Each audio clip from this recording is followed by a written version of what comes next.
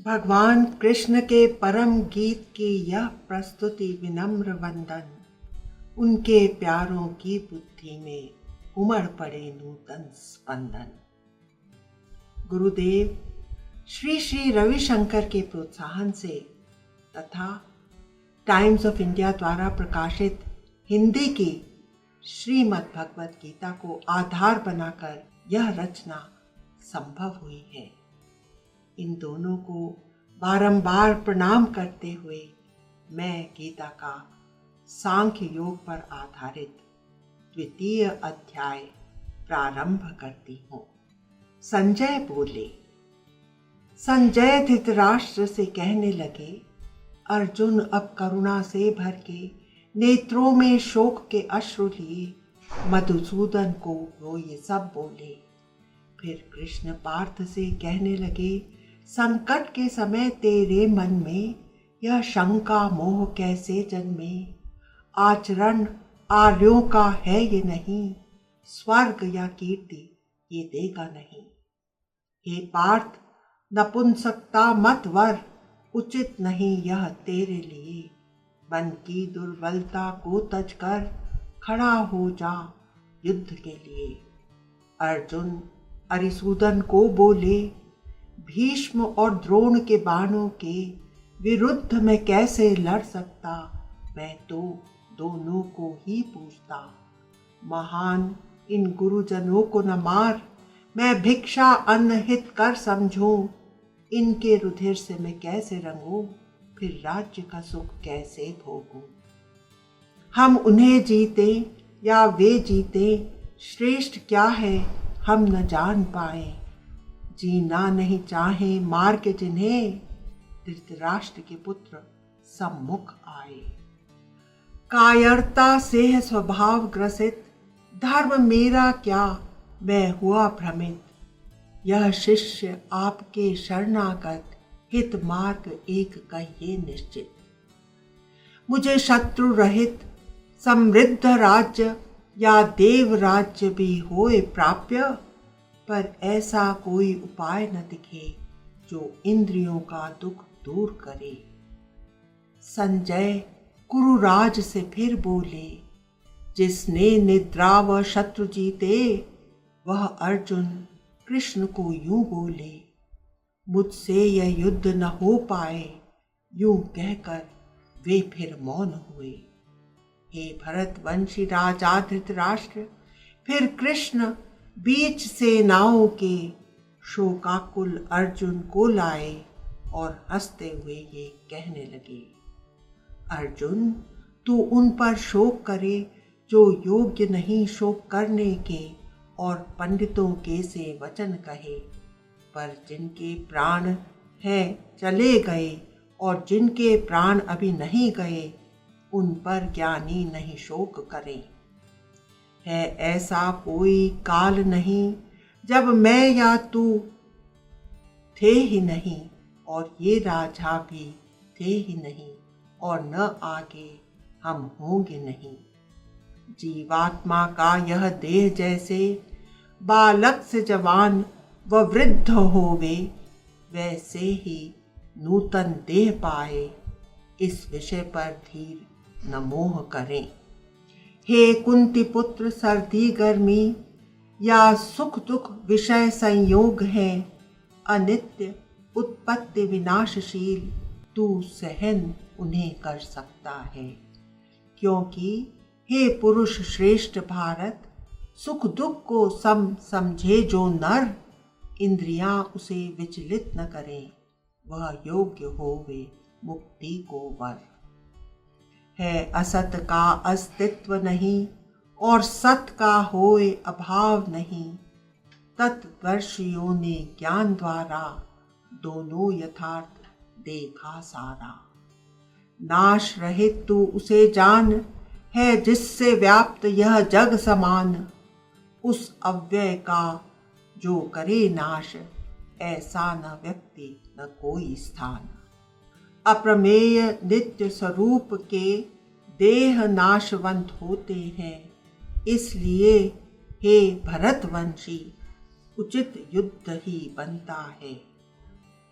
जीवात्मा को मरने वाला और इसे मरा जो समझे है, दोनों नहीं यथार्थ जाने, वह मरे नहीं न मरवाता है।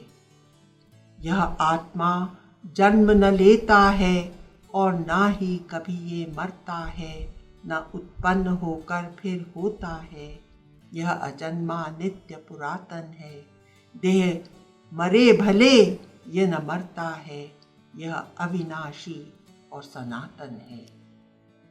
पार्थ, जो नर इस आत्मा को अजन्मा नित्य अव्यय जाने, वह कैसे किसी को भी मारे या कैसे किसे मरवा पाए।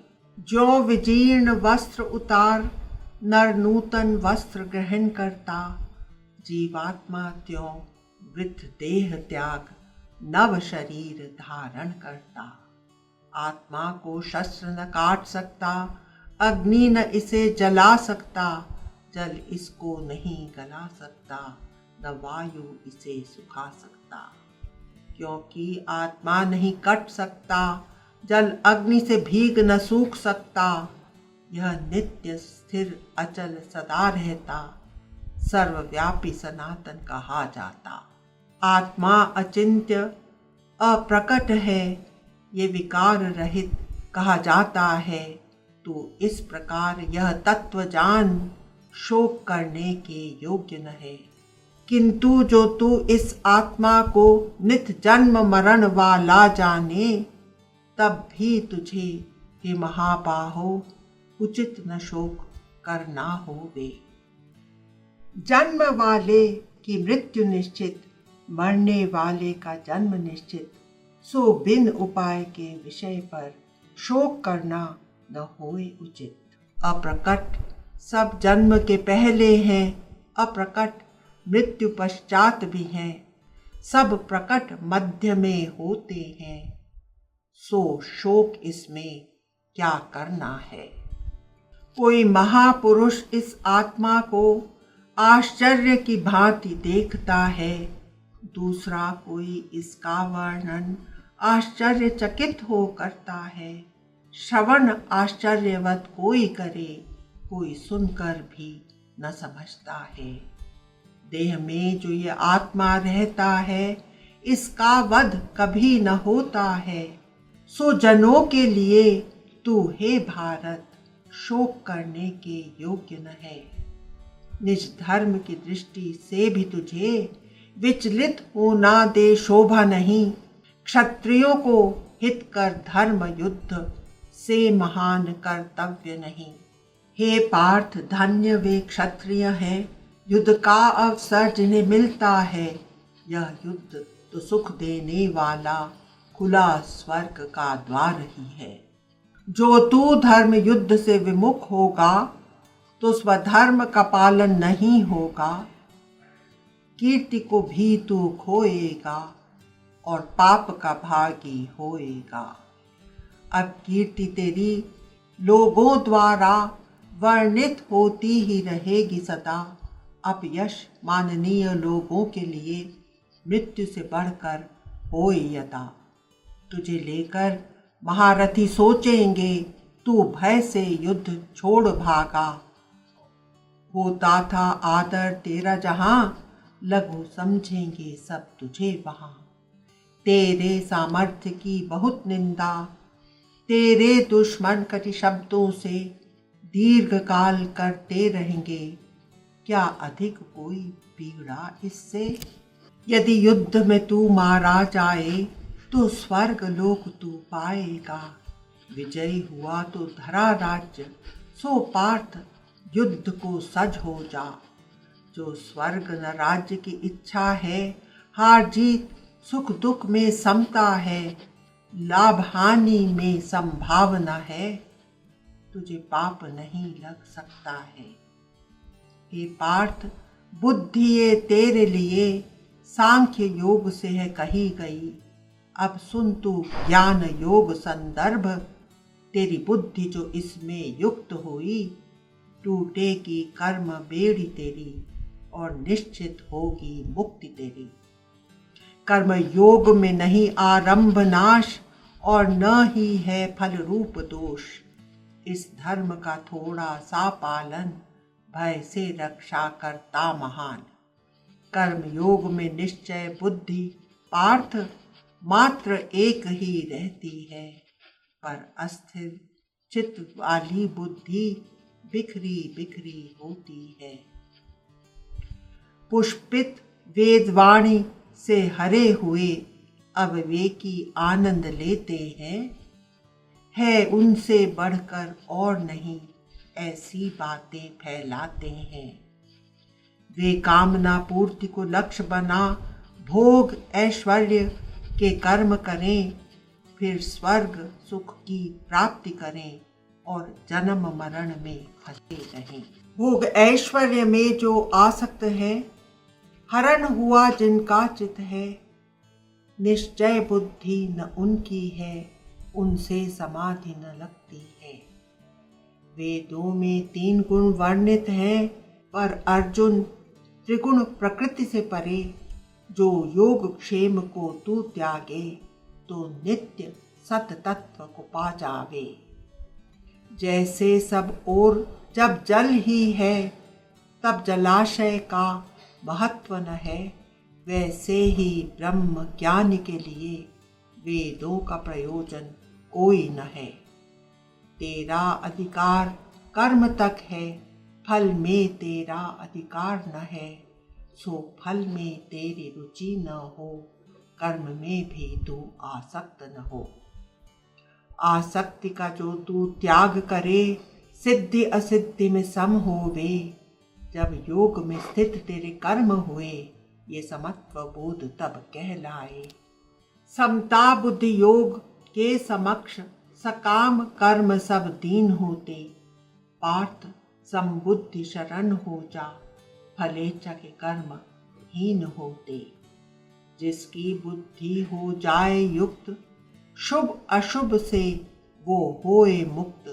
सो हे अर्जुन योग मार्ग पे चल, यू कर्म में भी हो जाए कुशल।